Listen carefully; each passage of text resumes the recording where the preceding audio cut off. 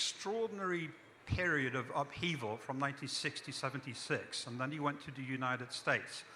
He will talk to you for about 20 minutes with slides, which I think brings back that whole period to life in a very vivid manner. I will then ask a few questions. We'll be in conversation for about 20 minutes, and then we'll have about 10-15 minutes for questions from the audience. So please welcome Mr. Shan. Thank you very much. Thank you, Frank. If you don't mind, I will stand up. Do we have the slides?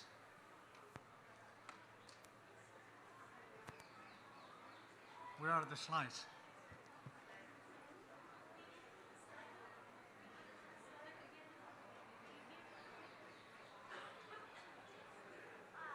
Ladies and gentlemen, welcome. Thank you very much for being here. We're waiting for some photographs. I would like to show you. What I'm going to talk about is my book, Art of the Gobi, which is memoir. It's not an autobiography. It's my story about China, a special period in the Chinese history, which I think is the most horrific part, the darkest part of the Chinese history, which I and many of my peers lived through. And the reason that I wrote this book is so that we remember that part of history. And my belief is, if you don't know that part of the history of China, you wouldn't understand China today.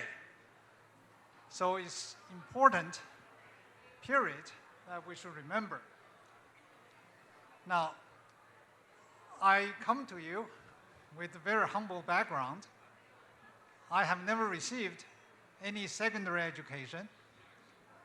When I was just about to graduate from elementary school, a very chaotic period in the Chinese history began. It is known in history books as the period of the Cultural Revolution, which threw the entire country into chaos. So for about 10 years, for a country as big as China at that time, it had a population of 800 million people, all the schools were shut down. And the schools were shut down in China for 800 million people for a total of 10 years. And that is the reason why I had never been to secondary school, never received secondary education. And instead, we spent 10 years in extreme hardship. And that's where China came from until about 40 years ago. So let me bring you back to 1959. 1959 was the 10th anniversary of the founding of the People's Republic of China, and this new China. And let me show you the photograph, if I can make this thing to work. And I don't know which direction to point. In order to, oh, there it is. Okay. You see, I'm sure all of you recognize the portrait of Chairman Mao. And you see this gentleman standing next to Mao. His name was Liu Shaoqi. And many people probably don't know that Liu Shaoqi was actually the head of state of China. And in 1959, when this picture was taken, he was the president of China. Mao was chairman of the Communist Party. Of course, Mao was the paramount leader, but Liu Shaoqi was the actual president of the country. On the left-hand side was the front page of the People's Daily, the official mouthpiece of China. And as you can see there, it was the 10th anniversary of the founding of the People's Republic, and Liu was portrayed side by side with Mao as the head of the state. And this was in 1959.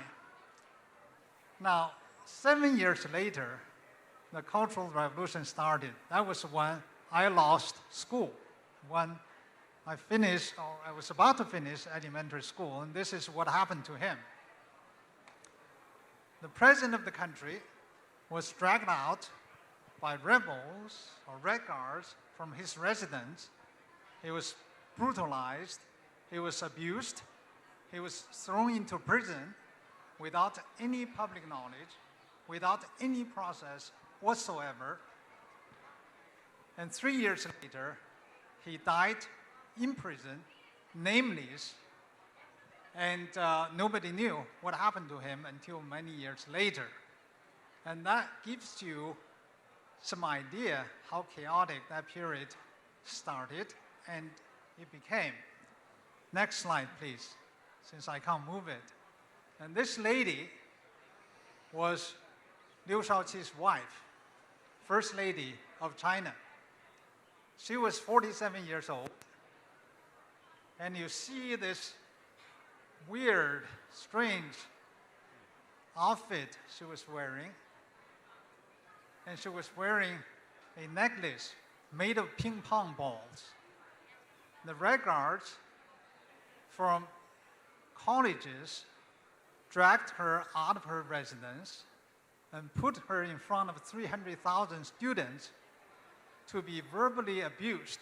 They forced her to wear this necklace made of ping pong balls to suggest that she had a tendency towards capitalistic lifestyle, and therefore she should be criticized, she should be struggled against. And after that, she was put into prison in solitary confinement for a total of 12 years. She survived the Cultural Revolution. Eventually, she got out of the Cultural Revolution alive, but she didn't even know that her husband died 9 years prior to her release. And this is what happened to the First Lady of the country during the Cultural Revolution. Next slide. This gentleman, his name was Peng Dehuai. You see, he wears a military uniform. He was the first defense minister of China. And he was a marshal. He was one of the founding fathers of the People's Republic. And you saw on the left-hand side, he was standing also side by side with Mao. He was the commander-in-chief for the Chinese forces in the Korean War. And as you know, during that war, the Chinese forces fought the forces of the United Nations, led by the United States, to a standstill at the 38th parallel, which stands to this day. So this gentleman made a lot of contribution to the new China, the People's Republic. But in 1958, he mildly criticized a policy called Great Leap Forward, promoted by Mao, by Chairman Mao. The Great Leap Forward policy was supposed to industrialize China in a very rapid way. But that policy eventually led to the Great Famine in China between 1960 and 1962, during which time a total of 30 million people died of starvation. 30 million people represented about 4% of the entire Chinese population. I was told that I was not close enough to the mic, so I hope that you could still hear me. So 30 million people died because of the failed policy of the Great Leap Forward. For mildly criticizing the policy of Great Leap Forward before the Great Famine happened, he was purged, he was stripped of all his positions, and he was exiled in the southwest part of China. And in 1966, in 1966, when the Cultural Revolution started, this is what happened to him. He was dragged by the Red Guards from the place where he was exiled back to Beijing, and he was brutalized, and he was also put into confinement, and eventually he died in prison, also without any public knowledge. Next slide. And this gentleman actually is very closely related to the president of China today. His name was Xi Jinping. He was the father, his name is Xi Zhongxun. He was the father of Xi Jinping. And as you can see here, he was paraded on the streets by the rebels for whatever counter-revolutionary offenses that he was supposed to have committed. What did he do? Well, he was a vice premier of the country until 1963. He was also one of the founding fathers of the People's Republic. But he got into trouble for supporting the publication of a book which Mao considered to be a poisonous weed. And for this offense, he was purged, he was stripped of all his positions, he was put into confinement for a total of 18 years. And he didn't come out until about 1978 or 79. He was put into confinement in 1963 just for supporting the publication of a book. So I know how risky it is to publish a book. Ladies and gentlemen, you will have to keep that in mind. So Mao, at that time, in 1966, thought that China was not socialistic enough. And Mao thought that the Communist Party was becoming corrupt in the sense that people had the power, they were now serving the people. So he called upon all the young people, especially the students, to rise up against almost anyone and anything in the establishment, whether government officials or authority figures in academics, in culture, in art, anything. So the Red Guards, who were students, especially middle school and college students, answered his call and rose up, basically overthrew all the governments in China in different levels throughout the country.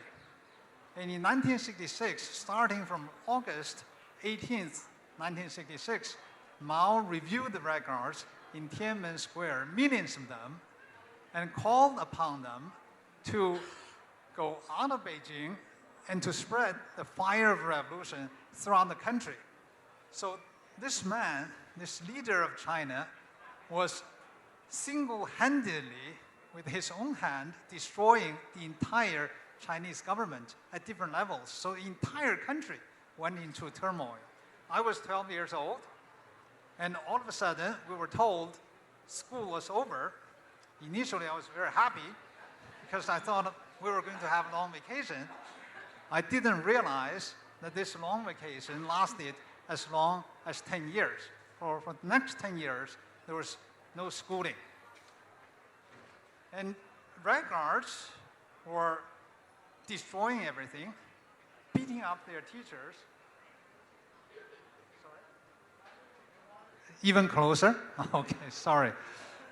The Red Guards were beating up their teachers, and I witnessed, which I describe in my book, with my own eyes, Red Guards, teenage girls, beat their teachers and their principals to death with their bare hands and with their belts.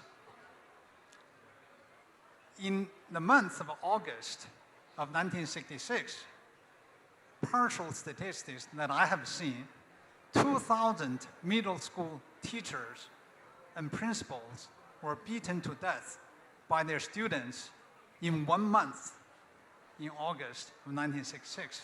And that is the kind of brutality that we witnessed at that time almost throughout China. And eventually, Red Guards started to take on each other, to fight each other. Next slide. Why? Because they all wanted to demonstrate to others that they were more revolutionary than the other faction. So they started to engage in violence, in fightings. I was able to find one photograph from the web on the right-hand side of one scene depicting the violence between red guards. But this is a very mild scene, because during that time, Mao described the fighting among the red guards as a full-scale civil war. Guns, cannons, tanks were used for red guards to fight with each other. Hundreds of thousands of people died, killed during that period of time. And there was violence and chaos throughout the country. On the left-hand side is an artist's rendition of what happened after one of the fightings. Of course, many people died. And that truly was what happened during that period of time. So things were totally out of hand. Everything was out of control. And entire China was in turmoil. And even Mao thought that things were out of control. And he wanted to bring some order back to society. And then he came up with a very good idea to disperse all these young people, teenagers, who didn't have schools to go to, who didn't have jobs to work on, who were roaming around the city like myself. In 1969, I was 15 years old. There was nothing to do. I would hang out with other teenagers. And, this is much better. Sorry about that. You know, technology is the thing that I'm still trying to catch up with. So there were so many young people moving around in the cities, looking for trouble, getting into trouble, creating chaos. So finally, Mao came up with a brilliant idea. He decided to send all these young people, exile them to the countryside, the most remote part of China, the poorest part of China, in the name of reforming their political outlook, their ideology, and to help transform the backward countryside of China into a socialist paradise. So he decided to send all the young people, all the teenagers, to the countryside in 1969. How many people did he send? He sent altogether about 17 million teenagers to the countryside. 17 million represented about 10% of the entire Chinese urban population at that time. The urban population was about 160 million people, and 17 teenagers were sent out. As you know, in the past 10 years, China experienced the most massive urbanization process in human history. Hundreds of millions of peasants became urban dwellers in the past 10 years. 50 years ago, in 1969, China experienced the most massive de-urbanization process in human history when 17 million people were sent to the countryside. I was one of them, together with my peers. Next slide. I was sent to the Gobi Desert of China. If you look at the map of China, you see the shape of this map is like a rooster. It's like a rooster. And at the throat of the rooster is Beijing. That's the capital of the city. In the back of the rooster, you can see in yellow, that's the Gobi Desert. And that's where I was sent. And you see a line of red dotted line. That's the Great Wall of China. You know, I just saw the Jaipur fort this morning, and I saw the walls. The Great Wall of China stretches all the way from the east part of China almost to the west part of China. In ancient times, anything north of the Great Wall was considered barbarian, too barren to inhabit it. So very few people would go beyond the Great Wall. But that's where I was sent at the age of 15. Next slide. That's a photograph of myself at the age of 15. And that's the terrain I found myself at that time, about 50 years ago. And this picture, of course, was taken more recently, but I can assure you that the terrain looked exactly the same 50 years ago as is today. We worked for a total of 6 years in hard labor in harsh toil, day in, day out, month in, month out, year in, year out, on this land, to transform it into fertile farmland. Oh, that was our objective. And you can see how successful we were doing that job. And that's where I spent my youth, my teenage years, working on this piece of land. Next slide. This is another photograph of myself chasing after a bull. It gives you some idea of the terrain of the Gobi Desert. It's very barren. Almost hardly anything grew over there.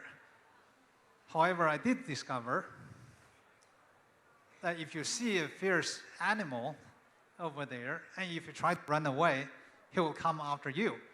Now, the cattle in Inner Mongolia are very different from the cows that you see on the streets here in India. They actually would go after you.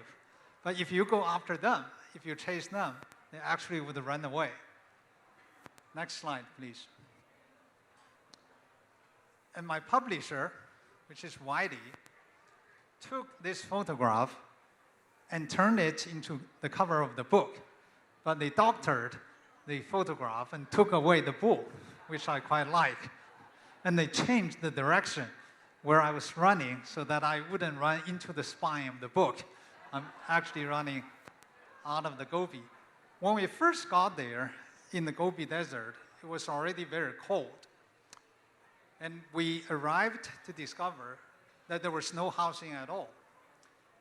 In Inner Mongolia, in the Gobi Desert, in wintertime, the temperature can be as low as -20, -30 Celsius.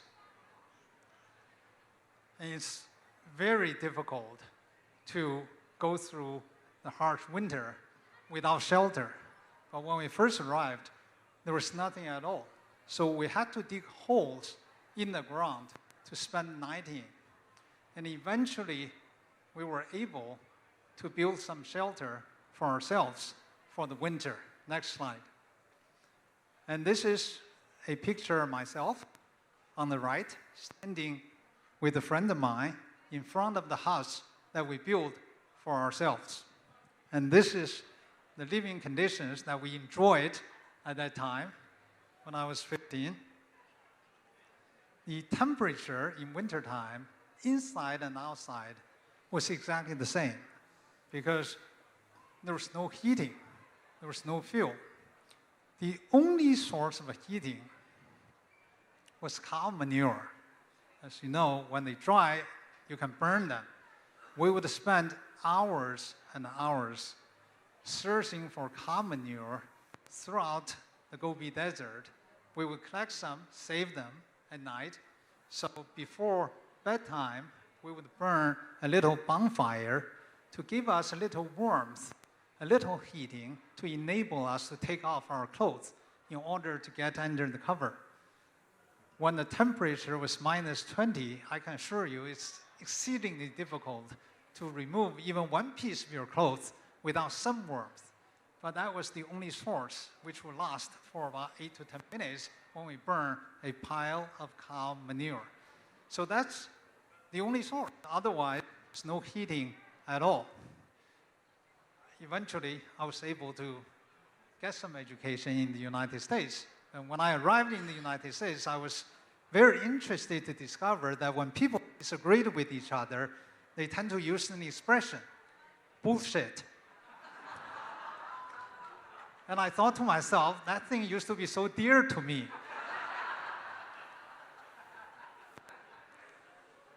In wintertime, in northern part of China, peasants typically take a break because the crops are in, the land is frozen, there's nothing to do in the fields. We, however, not so lucky. We were organized like a military, and the unit I belonged to was called Inner Mongolia Construction Army Corps. So we were managed by a group of army officers. We were ordered as a paramilitary type of organization tradition, we had to reeds grow on the lake. And in wintertime, the lake is completely frozen. We would get onto the lake. We would spend every day for about 2 months cutting down the reeds and send the reeds, the dried reeds, to paper mill to turn them into pulp. Next slide, please. And here's a picture of myself cutting reeds with this crude, primitive tool with iron blade in front of it. And under my feet was frozen ice.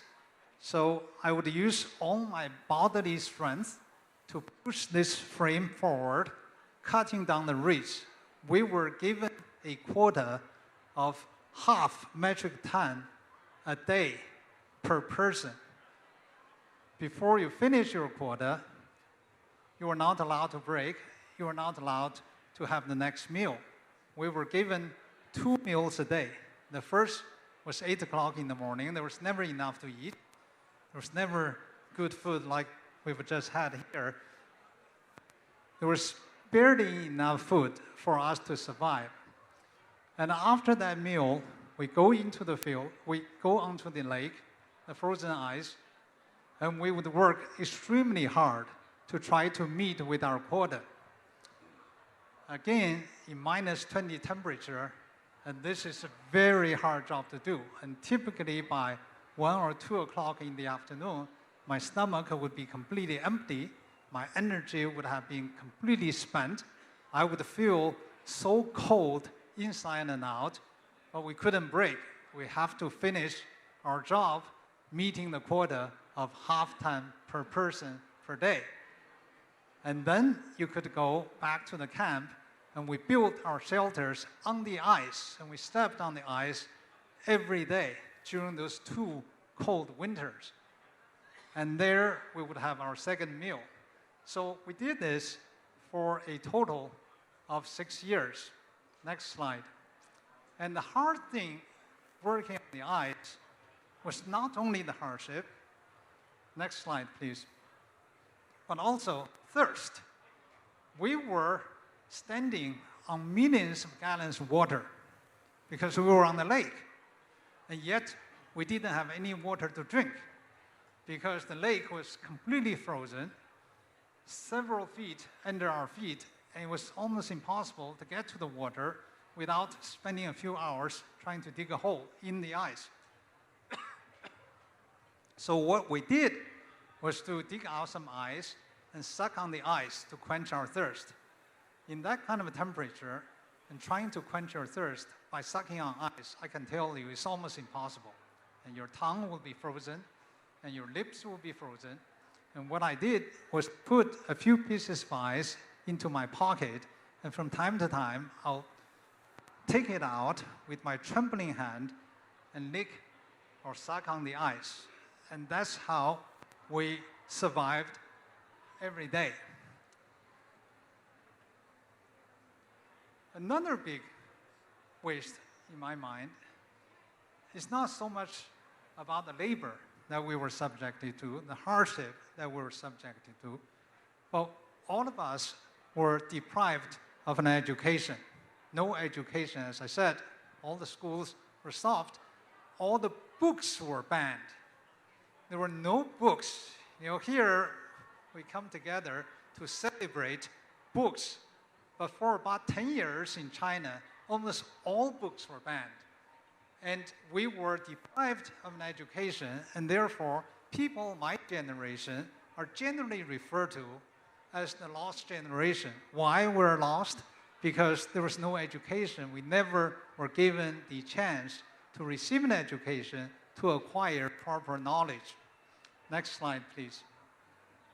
I show you the photograph of a close friend of mine holding a violin, standing together with me.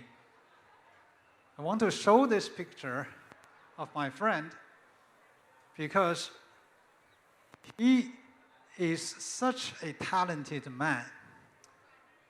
He was able to play any musical instrument that he picks up without any teacher at all after a few weeks of picking up that instrument. You see him holding a violin. He got hold of the violin. After a few weeks, he was playing the violin as beautifully as the music that we hear from the radio. And in China at that time, there were not many cultural events. There were altogether 8 model opera plays sponsored by Mao's wife. But we could compare his music with the music from the radio, and he was as good as what we heard from radio. He picked up the accordion. A few weeks later, he was able to play it. Pick up a Chinese instrument, erhu, he was able to play it. Anything he picks up, he was able to learn very, very quickly. He was a good painter. He was really a multi-talented artist. He knows how to carve chops, that is the Chinese seal. And there were many things that he was very talented to do. And I'm convinced if it had not been for the Cultural Revolution, he would have been the most accomplished, multi-talented artist in China today. But his life was totally wasted because he never received any education. And eventually, when he got out of the Gobi, when he went back to the city of Beijing, he couldn't even find a job because there was no education, there was no knowledge. And the way that he got out of the Gobi had to do with his talent as well. What he did was to carve a chop, which looks exactly the same as the official chop, from the plastic sole of his shoe. And he certified that he was too sick to stay in the Gobi, so they let him go. They released him back to Beijing. That's how he got out. All the photographs that I've shown today were taken by him. You know, in addition to music, in addition to painting, in addition to carving, he had a little crude camera, and he was able to take 135 millimeter pictures, which I still have today, this size. And thanks to iPhone, I was able to blow them up and show those pictures to you. He took the pictures, he developed them, he developed the film, and he printed the photographs. And he, I tell you, is a very talented genius. And yet, the Cultural Revolution totally wasted him. Next slide. And here is a gentleman on the left-hand side. His name was Yi Kong. He was 50-some years old, standing together with me on the right.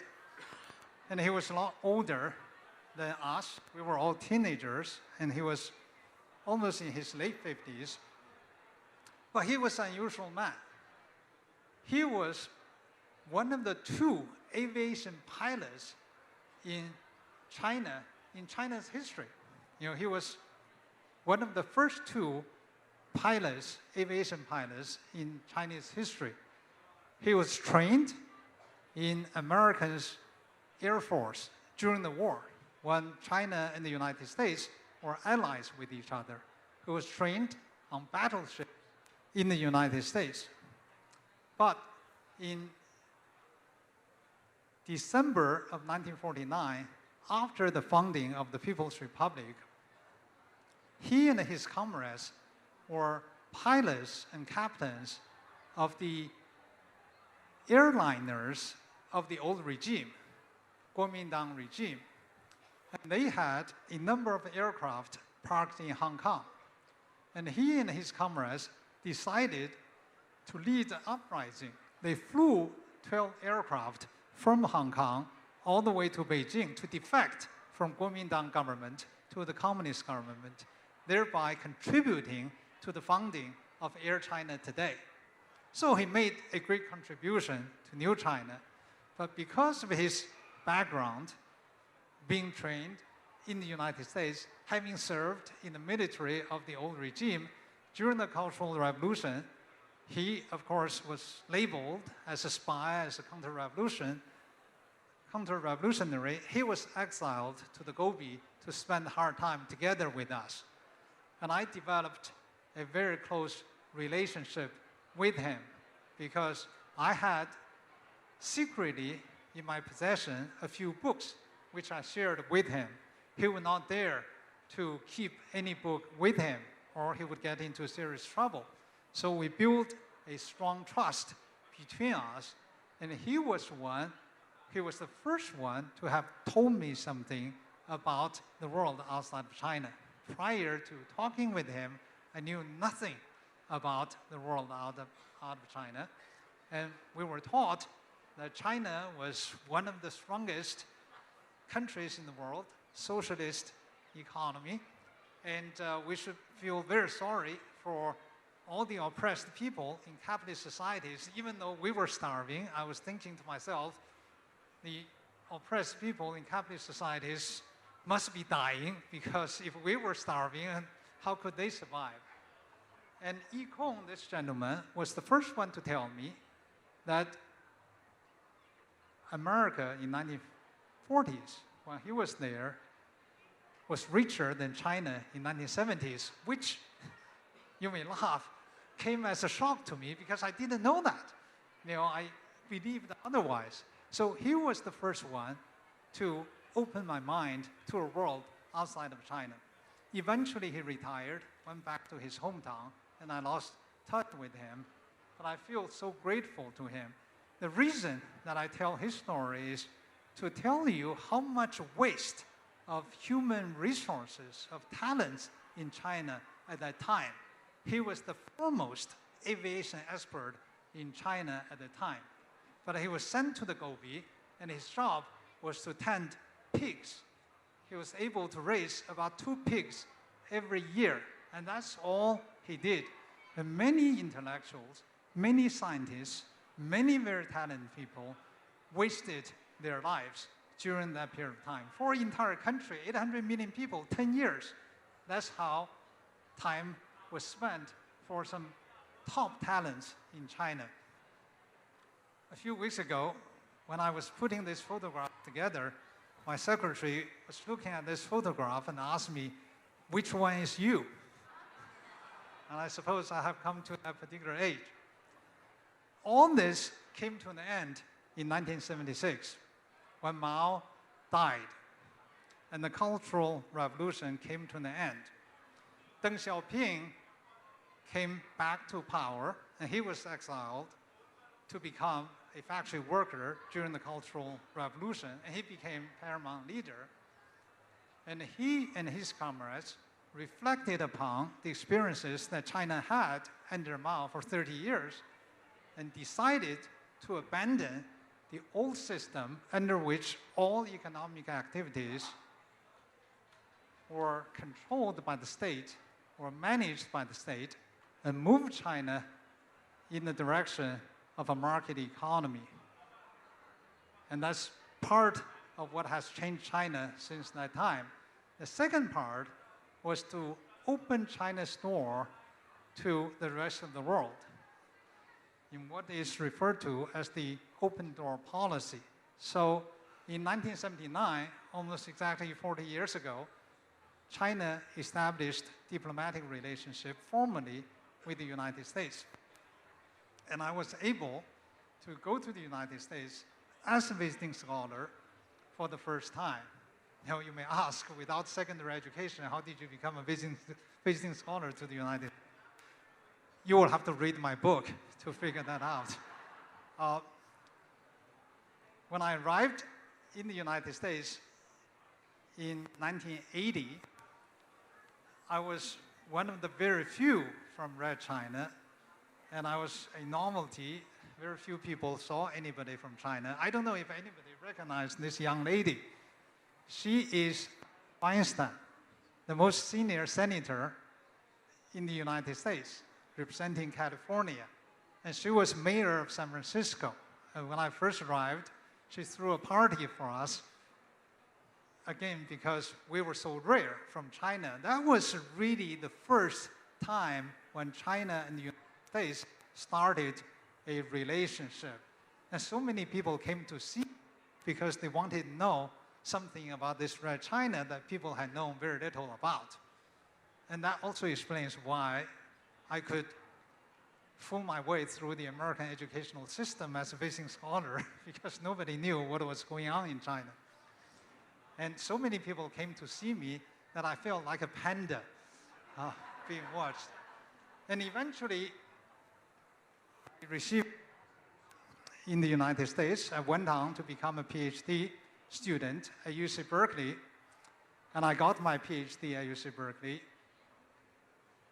and I became a professor at the Wharton School, University of Pennsylvania, where I taught for a number of years. I studied with Janet Yellen at UC Berkeley. She was my professor. She later became, as you know, she later became the chairman or chairwoman of the Federal Reserve System. Next slide. And she was very kind to have written a foreword for the book. And she said, among other things, he had arrived at Berkeley to start his PhD program, and I was his academic advisor. I was stunned to discover that he had no formal math training. All the math he knew, he had learned by himself by candlelight. By then, it was too late for them to kick me out. So I got through the UC Berkeley's PhD program. So I wrote this book, published last year, to memorize that part of the history. Not so much about my life, but that part of the history that we lived through, we witnessed, lest people forget it. And I understand the book is doing very well. It became a national bestseller in the United States, and Financial Times named it one of the best 10 of 2019. I was told that Amazon.com only put the best bestsellers in their physical stores in the United States. You know, Amazon has some physical stores as well. And somebody sent me this paragraph. Next slide. You see my book there, Out of the Gobi. But I look at this photo, and I'm not sure about the company I keep. One thing I must say is somebody else must have had a tougher life than I did. Ladies and gentlemen, that is my story. Thank you very much.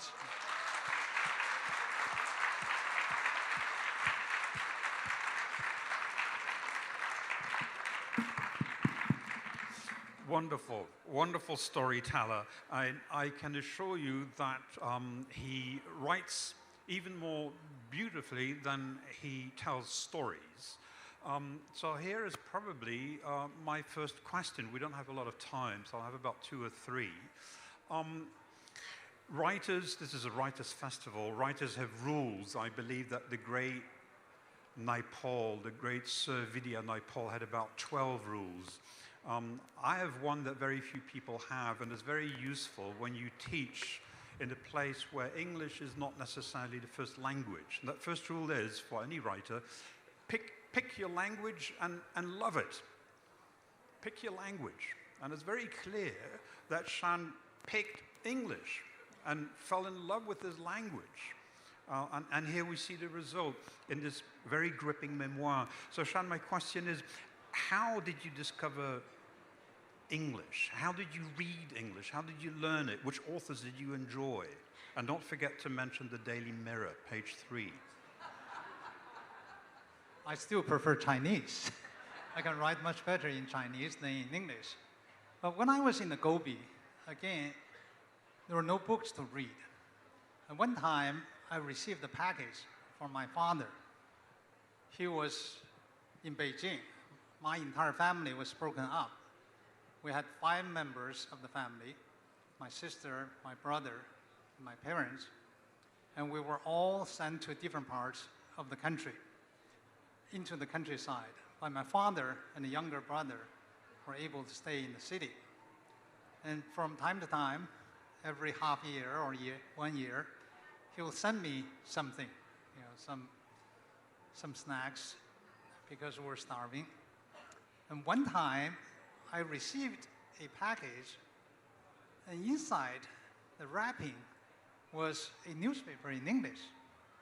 And I was so curious. I was always curious. I was trying to read everything when I was in the Gobi. I read everything I could lay my hands on. At one time, when I totally ran out of books, I read an insecticide manual for quite a long time. And I'm quite an expert on insecticide. You need any advice in that particular regard. I also inhaled a lot of insecticide working on the farm. In any case, I just wanted to read that newspaper, which is in a strange language. So I asked him to send me a dictionary, an English-Chinese dictionary, a very small one, pocket one, which he did. And I basically read that dictionary when I was in the Gobi. So when I came out of the Gobi, I was able to basically read English, although I couldn't speak it because I had nobody to speak with. And I had no grammar.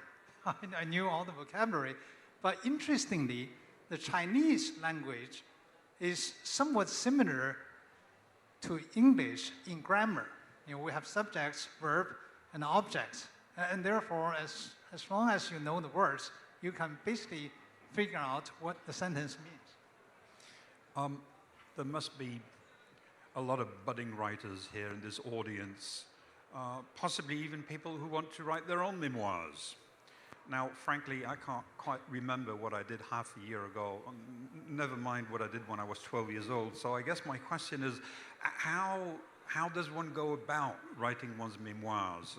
How do you recapture that past? How do you make it vivid? What advice would you have for people who are thinking about putting pen to paper and writing up parts of their lives? At first, I must say I'm no writer. I just had the impulse to write this thing. At the beginning of 2017, I thought that I had to remember this part of history. I was telling my children the stories of how we were deprived in education. I was telling them that what they have today, they shouldn't take for granted, because once upon a time, education was such a privilege that it was deprived of us. So I kept telling them stories about our time in the Gobi, especially without education, especially trying to find books and reading in hiding, because otherwise you get into trouble. So my children encouraged me to write it out, to write my stories. And so I just decided to write it. Fortunately, in English, which is very different from Chinese, you can write the way you speak. So I just wrote the way I speak. That's how I put this book together. You know, the ancient Chinese way of writing was so detached from spoken language that it was a completely different system of expression. But in English, there's great similarity between spoken language and written language. So I just wrote. And I benefited a great deal from a couple of editors. And that was a big help. Well, we have about 10 minutes left for questions. But before I hand over the microphone to you, I did notice that on the cover, the cover of the book, you are running from the left towards the right, very rapidly so. I guess in Maoist terms, this would be a very counter-revolutionary thing to do. You should have been running towards the left, away from the right. Well, I can tell you a story in this particular regard. When China developed itself, now many people talk about a unique China model of economic development. How did China develop itself? China developed itself by abandoning the old system of central planned economy, by moving in the direction of liberal market. So it is the market which has saved China. So I heard such a story that there was a crossroad, and there was a sign, left and right. So Chairman Mao first drove to this particular point, and predictably, he turned left. And Mikhail Gorbachev came to this particular point, and he turned right, referring to the reforms of Russia and the dismantling of the Soviet system. And then Deng Xiaoping came to this particular point. He turned on his signal to turn left, and then he turned right. That's, I think, a good summary of what China has done in the past 40 years. Very good. Do we have questions from the audience? We have about 9 minutes left. There is a somebody with a microphone there. Very good. Hi, I'm fascinated to find out if you think your book will ever be published in China and if you would want it to be.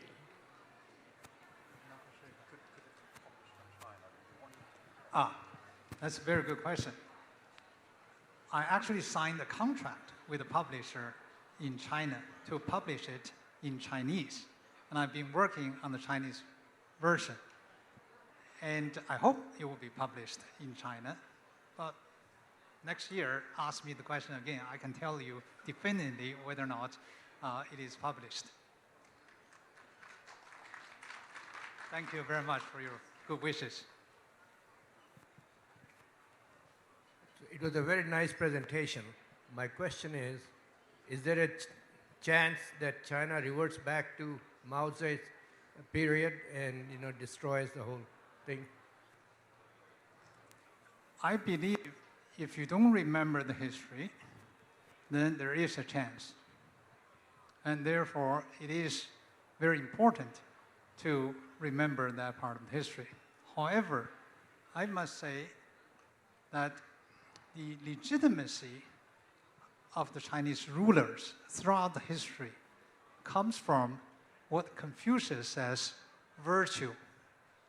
Without virtue, then dynasties change. And that is very different between China and the European countries, where royal bloodline mattered more than anything else, and between China and Japan. So virtue is very important for a Chinese ruler. Now, what is virtue today? I would say the ability to deliver economic performance and the ability to deliver a higher living standard. Otherwise, you're not elected. You didn't conquer the country. Where do you get the source of legitimacy? And it is based on the belief that it is necessary for rulers and the government to deliver economic performance that I believe the current path will continue. More questions? Hi, I believe you live in Hong Kong. I just wanted to ask the question this way, sir. What do you think is going to happen to the Hong Kong and Chinese relations? What's your view on the short term? In the long term, I think we know the answers. But I published an article in the Financial Times in September of last year talking about Hong Kong. And I suggest that you look up that particular article and you would get my answer. But suffice it to say that it is very understandable that people live in a free society will not identify with the authoritarian system. The question really is, how would Hong Kong preserve its current freedom under the formula of one country, two systems? And I hope the one country, two systems will continue to work. And if it doesn't work, it doesn't bode very well for Hong Kong. In that regard, I think I'm not quite sure what is going to happen, because the unrest of last year certainly didn't help the economy.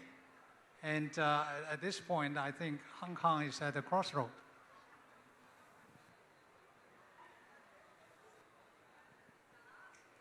Hello, sir. My name is Shrey. In the pictures, you look like a very happy young teenager. The pictures your friend took of you. Were you happy?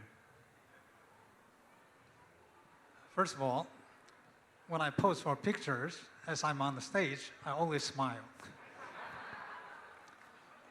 I don't know if you saw a movie that came out a few years ago called The Bridge of Spies. Have you seen this movie, Bridge of Spies? And the story is about the Soviet spy who was caught in America. And he was sentenced to death. But he was represented by an American lawyer. And eventually he was sent back to the Soviet Union in Berlin, through an exchange of spies. And when he was caught, and there were many conversations between himself and his lawyer, and he was sentenced to death, to be executed. So his lawyer said, played by Tom Hanks, "Are you worried?" And he said, "Does it help?"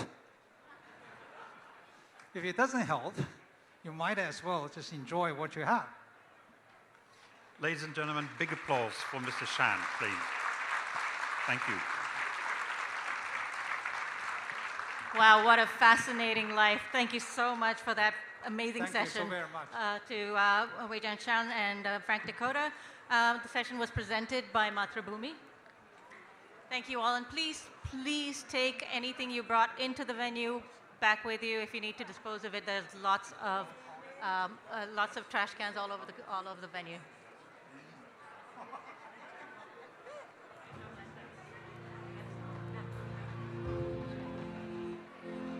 Mathrubhumi has always been a champion of letters since its inception in 1923. And in keeping with this tradition, MBIFL was conceived. The third edition of MBIFL, held from the 30th of January to the 2nd of February at Kanakakunda Palace, Thiruvananthapuram, explores the shrinking spaces in society and showcases how letters cross boundaries, how the human imagination in the form of art and literature transcends the narrow walls of intolerance, hatred, and polarizations. This edition of MBIFL will also turn a new page in honoring excellence in Indian literature through the Mathrubhumi Book of the Year, a worthy recognition for writers from across languages.